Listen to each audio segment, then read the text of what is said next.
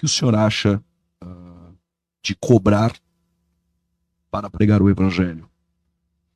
Olha, estipular valores Sim. para pregar o evangelho. Não estou falando aqui de passagens aéreas, isso faz parte. Estipular um valor para trazer uma mensagem naquela noite. Responda se o senhor quiser. Perfeito. Eu respondo essa pergunta com muita tranquilidade, da seguinte forma. Quando o pregador tem um chamado específico para o ofício, não é aquele chamado geral okay, que a gente já superou. Para o ofício, para o trabalho, para o serviço da pregação. É um trabalho. Isso vai demandar todo o seu tempo, toda a sua energia, todas as suas forças. De maneira que aquele que tem esse chamado, que entende esse chamado e que abdica da sua vida particular, secular, para se entregar totalmente ao trabalho, é digno que ele receba o seu sustento da igreja. Paulo disse aos Coríntios que era a igreja mais rica, mas era a que menos ofertava no ministério de Paulo, em contradição com a de Filipenses, a dos Filipenses, de Filipos, que era a mais pobre, mas era a que mais abençoava Paulo financeiramente. Olha o que Paulo diz à igreja de Coríntios. Se nós, os apóstolos, vos semeamos coisas espirituais, será muito colhermos de vós bens materiais?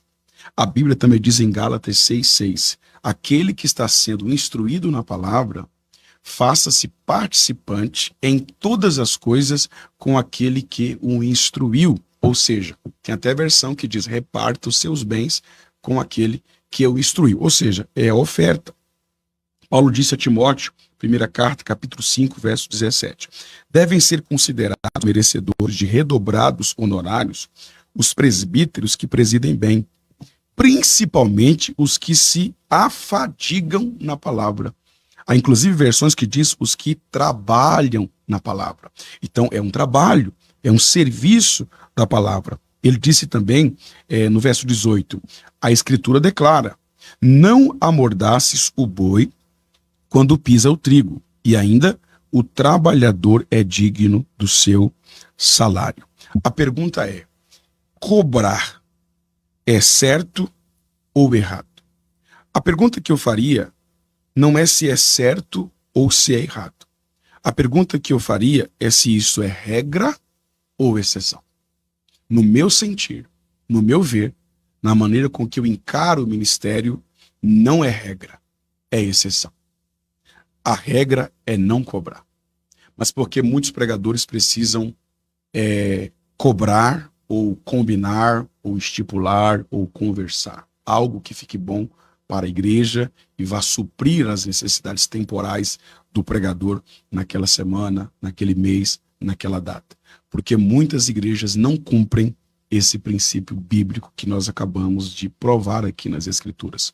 Então, quando a igreja conhece as suas responsabilidades, respeita o mandamento e os princípios bíblicos no tocante ao sustento daquele que trabalha na área da palavra, essa pessoa, ela automaticamente é a culpada por aqueles que cobram. Porém, isso não deve ser regra, isso deve ser exceção. Então, pregadores que estão me ouvindo, estipular não é a regra. Talvez, no máximo, uma exceção, quando a igreja não conhece as suas responsabilidades no tocante àquele que está indo pregar a sua palavra. Antigamente, quando um pregador era convidado para pregar, ele só ia e podia voltar sem nem o dinheiro da gasolina empurrando o carro. O senhor já passou por isso? Já passei por isso. Inclusive, eu tenho na minha memória o dia que eu mais preguei na minha vida. Eu cheguei numa igreja, tinha 3 pessoas, comigo 4. O pastor, o diácono e a esposa do pastor. E não era uma igreja pequena, era uma igreja um pouco grande. E eu estava ali. Quando eu vi que só tinha 3 pessoas, não pelo fato de só ter 3 pessoas, mas eu estava pregando naquela igreja ali pela 2ª ou 3ª vez, eu tinha um leque de sermões já prontos, eu pensei, vou pregar algo aqui que eu já tenho pronto. Porém, naquele momento, eu me lembrei de uma mensagem de um pregador que falava sobre ferramenta cega, que é quando o pregador pega um sermão e fica ali nele, né? Ainda que eu acredito que eu não me enquadrava nesse ponto, mas eu pensei, não, minha ferramenta não está cega, não. Vou pregar algo que Deus vai me dar. E eu acabei fazendo algo que eu não aconselho, que é improvisar. Púlpito não é lugar de improviso. Você tem que preparar-se antecipadamente para assumir o púlpito. Mas naquele dia Deus me deu uma mensagem assim, faltando 2 minutos para pregar o microfone. Isso não é regra, isso é exceção. E eu preguei de uma forma assim, com muita graça, que o pastor corria do púlpito até a porta. O porteiro corria da porta até o púlpito. E a esposa do pastor só sabia chorar. Tamanha foi a glória de Deus. Eu acho que a glória que Deus reservou para 300 pessoas, Deus distribuiu só para aquelas 3 que estavam ali. E foi o dia que eu menos recebi oferta na minha vida. Eu recebi R$ 2,25, que era o valor da passagem de ônibus que ia passar em frente à igreja, porque tinha um ponto em frente. Então, a oferta, a questão financeira, não deve ser a motivação do pregador. Não, aqui eu vou me doar porque aqui eu vou receber uma grande oferta. Não, eu vou naquele lugar porque lá eu vou receber uma boa oferta. Não vou naquele porque aquele não vai conseguir me dar uma boa oferta. Essa não deve ser a motivação. A motivação deve ser pregar o evangelho. A questão financeira é uma consequência, é algo secundário. Cobrar, estipular não é regra, deve ser uma exceção, e isso deve ser feito com muita ética, com muito senso e com muita espiritualidade, sobretudo, e responsabilidade. Quando o senhor diz exceção, dá para se combinar um valor que parte do pregador, é isso ou não? Isso, é isso. Que parte do pregador em concordância com a igreja, deixando em aberto se aquilo está de acordo ou se não. Ok.